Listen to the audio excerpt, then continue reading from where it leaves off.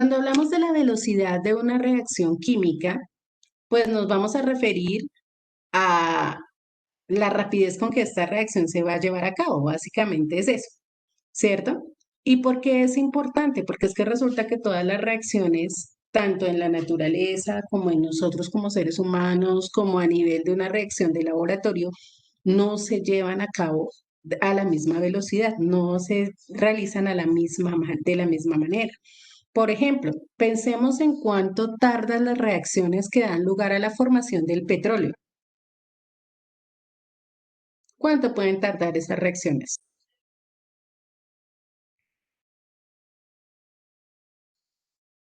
A ver, chicos, ¿qué se les ocurre? ¿Cuánto pueden tardar las reacciones que dan lugar a la formación del petróleo? Recordemos que el petróleo es un recurso que se considera no renovable o renovable a largo plazo, ¿cierto? Renovable a largo plazo. ¿Cómo sería ese largo plazo? ¿Qué tan largo plazo podría ser?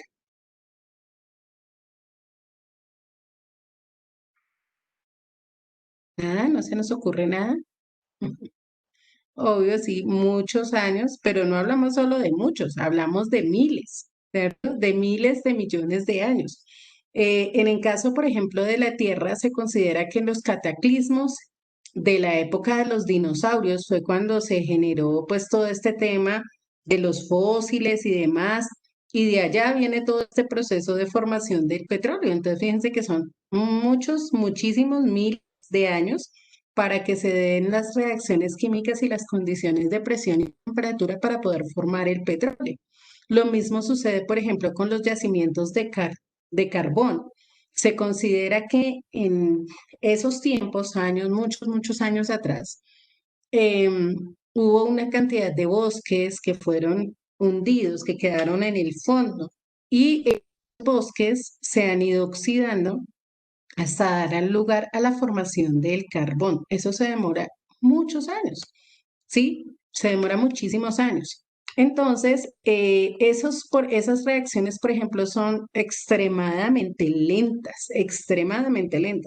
Tenemos otra reacción que también es lenta, por ejemplo, la oxidación del hierro, la oxidación de los metales cuando están a la intemperie. No ven que, por ejemplo, en las casas, en las rejas de las externas de las casas o de los edificios que de pronto quedan ahí abandonados en el sentido de que no les hacen mantenimiento y ese tipo de cosas. Ustedes no ven que de un día para otro amanezcan los edificios oxidados, ¿cierto? O que si usted, por ejemplo, deja su bicicleta ahí al aire libre, de un día para otro aparezcan las partes de la bicicleta oxidadas, las partes metálicas. Eso no sucede de un día para otro.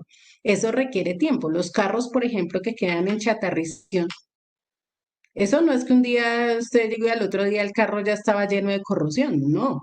Esas reacciones, que son reacciones de oxidación también, son reacciones muy lentas, muy lentas. En cambio, hay otras reacciones que se dan supremamente rápido. Por ejemplo, la reacción que necesita su organismo para que usted pueda movilizarse, ¿cierto? Usted no se demora 2 días para poder cerrar los ojos y volver a abrirlos, ¿cierto? Eso es instantáneo. O para poder decir una palabra. Esas son reacciones químicas que hacen parte de la sinapsis neuronal. Y eso son en cuestión de segundos, ¿cierto? Milésimas de segundo para que esa reacción se lleve a cabo y usted pueda cumplir esa función. Entonces, hay reacciones muy lentas y hay reacciones muy rápidas. Por eso es necesario estudiar qué factores tienen que ver con esa velocidad de reacción. Entonces, empecemos por definir qué es la velocidad de reacción. Y podemos decir que es una medida, claro, de rapidez con que se consume un reactivo, o también es una medida de la rapidez con la que se forma un producto, ¿cierto? Puedo tener en cuenta los dos aspectos. Si lo miro desde el lado de los reactivos, entonces digo la rapidez con la que se consumen los reactivos. Pero si lo miro desde el lado de los productos, pues la rapidez con que se forma el producto que yo estoy necesitando. Entonces, eso es la velocidad de reacción. Es una medida de la rapidez con que se consume un reactivo o se forma un producto. ¿Ok? Tomamos el apunte de la definición.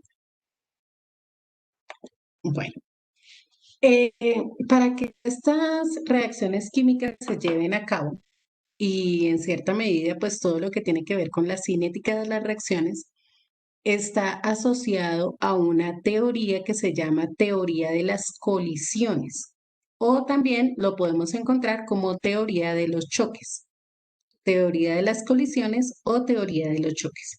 De acuerdo con esta teoría, entonces es necesario que se establezcan tres condiciones para que se pueda producir una reacción química. ¿Qué explica esta teoría básicamente? Que las moléculas chocan entre sí y al chocar deshacen enlaces y hacen nuevos enlaces. Entonces, en un choque de moléculas se pueden romper los enlaces de los reactivos. En otro choque de moléculas se pueden generar los enlaces de los productos. ¿Sí? Eso es básicamente. Las moléculas están chocando constantemente para romper enlaces en los reactivos y formar enlaces que dan lugar a los productos. Hay tres condiciones que son fundamentales para que se produzcan esas reacciones. El primero es que los choques o las colisiones deben ser eficientes. Es decir, no es cualquier choque, no es cualquier colisión la que va a dar lugar al rompimiento de los enlaces o a la formación de los enlaces. Simplemente la interacción entre las partículas debe darse de una forma eficiente con todas las propiedades para que el enlace se pueda llegar a romper o el enlace se pueda llegar a dar. Entonces, no todas las colisiones dan lugar al rompimiento de enlaces, ni todas las colisiones, ni todos los choques dan lugar a la formación de nuevos enlaces. Tienen que tener las características apropiadas para que eso pueda suceder. Ahora, ¿quiénes forman enlaces? Pues las especies químicas, que pueden ser iones, pueden ser moléculas, pueden ser radicales, pueden ser átomos, ¿cierto? Cualquiera de ellos, dependiendo del tipo de acción en la que estemos involucrados o la que estemos revisando, tiene que colisionar de manera eficiente para que se pueda llevar a cabo. ¿Y qué significa que colisione de manera eficiente? Por un lado, que tengan la energía suficiente para que se puedan romper los enlaces, ¿sí? Hay reacciones que requieren de unos niveles bajos de energía.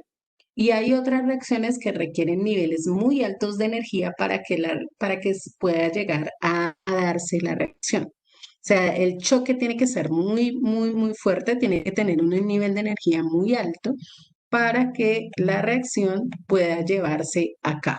¿Sí? Entonces, lo primero es que tienen que haber, o sea, se debe tener por parte de las moléculas la energía suficiente para que se rompan los enlaces y por otro lado, que sea eficiente implica que la orientación del impacto sea específica, es decir, en un lugar particular de la molécula donde se dé también la generación del nuevo enlace. Entonces podemos ver aquí en la parte superior que podemos generar un choque entre las moléculas y que ese choque no produzca nada, ¿cierto? Que simplemente haya un choque, pero que la energía no sea la suficiente y nuevamente van a salir las moléculas sin ningún tipo de cambio, sin producirse ningún tipo de eh, producto, ¿sí? Simplemente porque no se alcanzó la energía. Y aquí tenemos en la parte B, donde sí hay un choque efectivo, ¿cierto? Una colisión efectiva con la suficiente energía para dar lugar a la formación de productos. En la parte A no se formó nada porque el choque no tuvo la energía suficiente ni fue en la orientación específica. Aquí tenemos un choque con la energía suficiente, con la orientación específica y pasamos de tener reactivos a tener productos, ¿sí? A tener productos. Entonces nosotros pensaríamos que, ay, eso es fácil, no es sino mezclar una cosa con otra y ya se da una reacción química. No, no es así. Hay que tener en cuenta todos los factores y entre ellos esa energía que se necesita para que las sustancias puedan interactuar. ¿Hasta ahí estamos claros? ¿Hay alguna pregunta?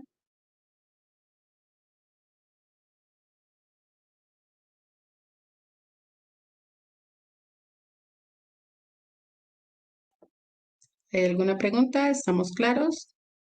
¿No? Ok. ¿Ya tomamos el apunte o falta alguien?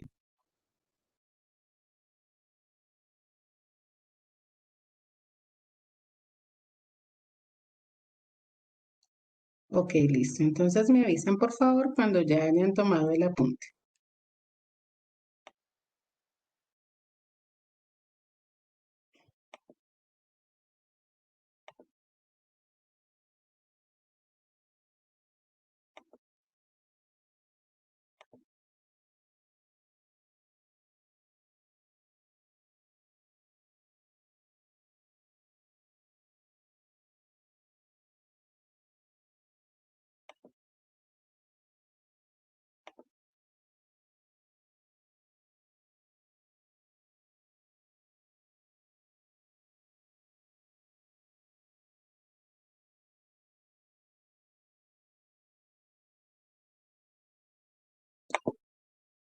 Bueno, como les decía, para que la primera parte que tenemos allí es la energía suficiente. Esa energía se llama o se denomina energía de activación, ¿sí? Energía de activación. Y se representa de esta manera. Entonces, por lo general, es como una, es que se llama una curva de Gauss, donde lo que nos muestra es que tenemos unos reactivos y se necesita que la energía de esos reactivos ascienda hasta llegar aquí a la cima. Cuando llega aquí a la cima, entonces ahí tenemos la energía de activación. Es decir, cuando llegamos a este nivel de energía es cuando los reactivos se pueden convertir en productos, aquí, en este punto.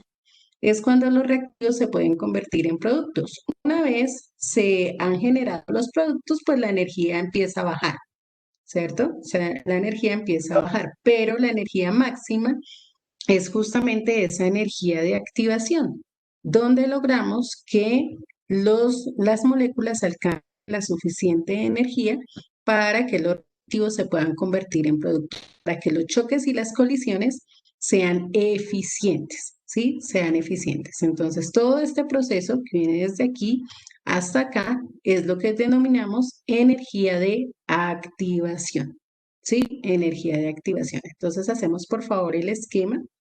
No coloquemos esta parte de energía neta desprendida, que eso lo hablaremos más adelante, cuando veamos las diferencias entre reacciones endotérmicas y exotérmicas. Por ahora simplemente acá que llegamos a la energía de activación y una vez se ha alcanzado esa energía, pues ya en la medida que se forman los productos, la energía de las moléculas también va a disminuir nuevamente. Entonces hacemos el esquema, por favor. Bueno, además de la energía de activación, que pues ya vimos que era fundamental para que los choques sean efectivos, también hay otros factores que de alguna u otra manera influyen con la velocidad de una reacción química. Esto no lo vayan a copiar aún, solamente es para que lo tengan presente. Ya vamos a mirar cada uno de ellos. Entonces, tenemos 5 factores que afectan la velocidad con la que se lleva a cabo una reacción. Por un lado está la naturaleza de los reactivos, también influye el tamaño de la partícula, la temperatura a la cual se esté llevando a cabo la reacción, la concentración de las sustancias que están allí reaccionando y por último los catalizadores. Entonces, lo que vamos a colocar es un subtítulo que diga factores que afectan la velocidad de reacción. Factores que afectan la velocidad de reacción.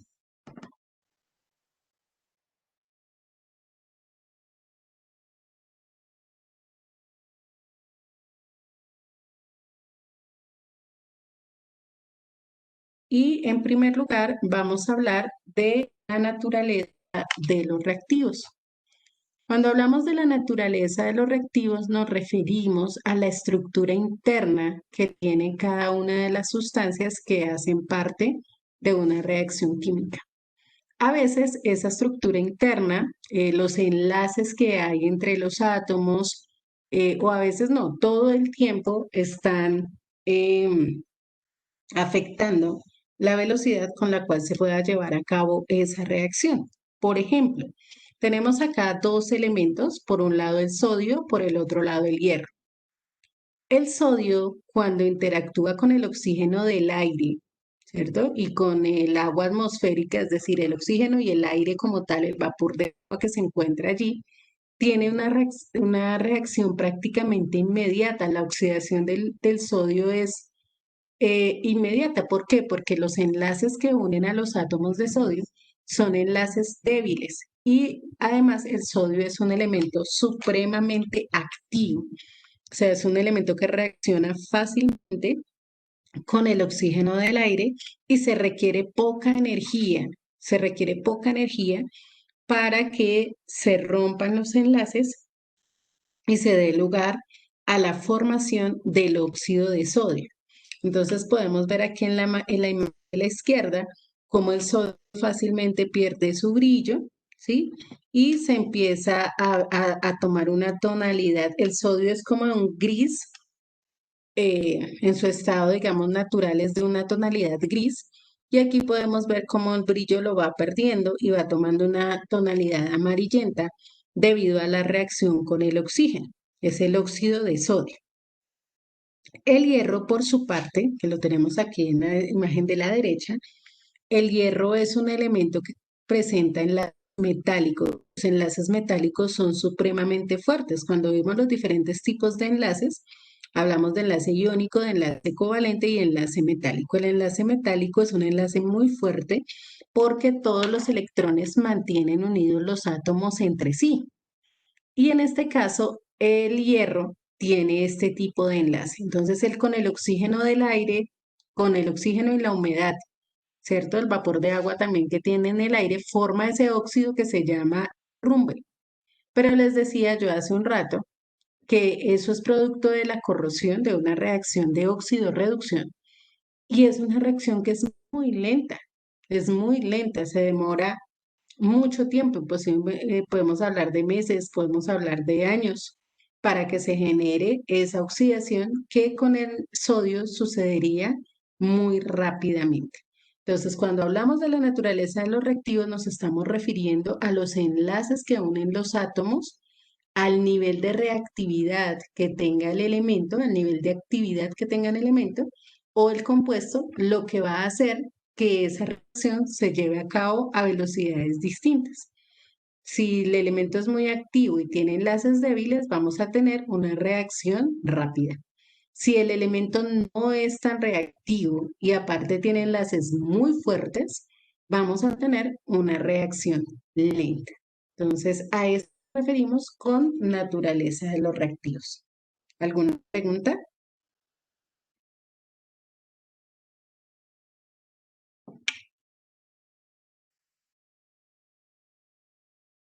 Ok, si no hay preguntas, entonces tomamos el apunte. No es necesario hacer el gráfico. Que consiste es suficiente.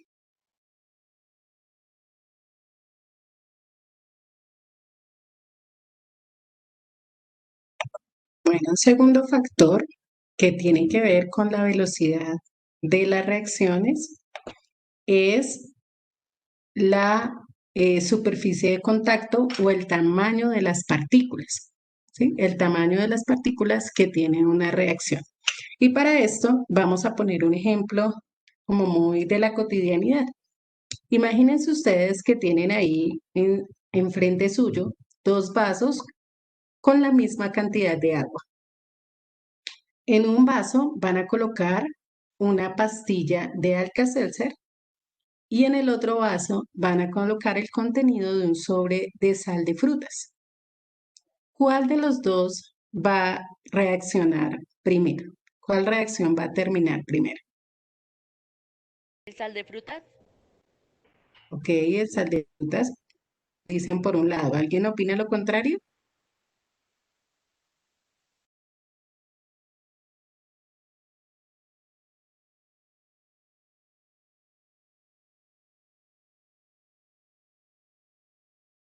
¿No? ¿Todos estamos de acuerdo con Valentina que es el sal de frutas?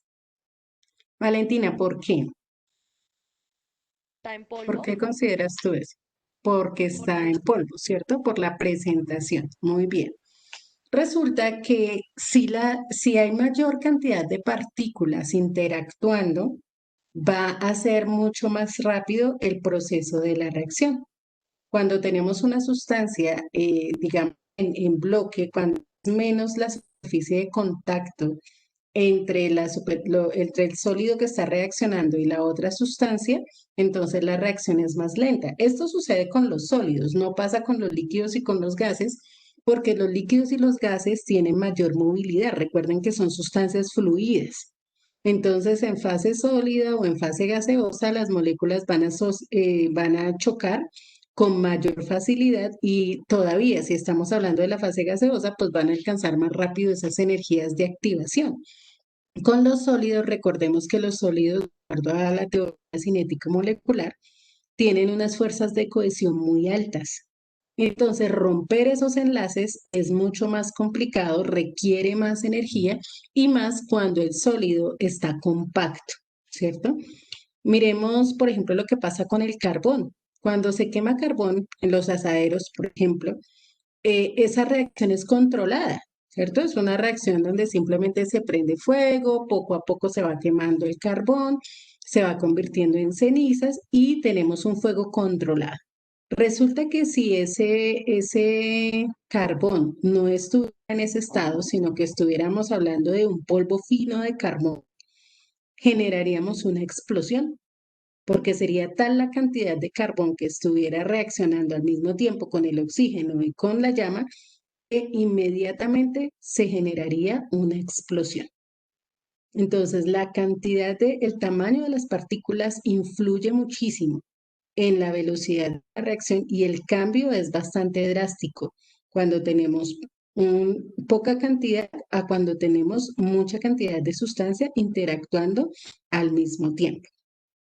Bueno, por temas de tiempo tenemos que dejar hasta aquí. No se preocupen si no alcanzaron a tomar el apunte. La próxima clase, mañana retomamos desde aquí para la explicación de nuestro tema. Bueno, dejamos hasta ahí por hoy. Que Dios los bendiga. Excelente resto de día.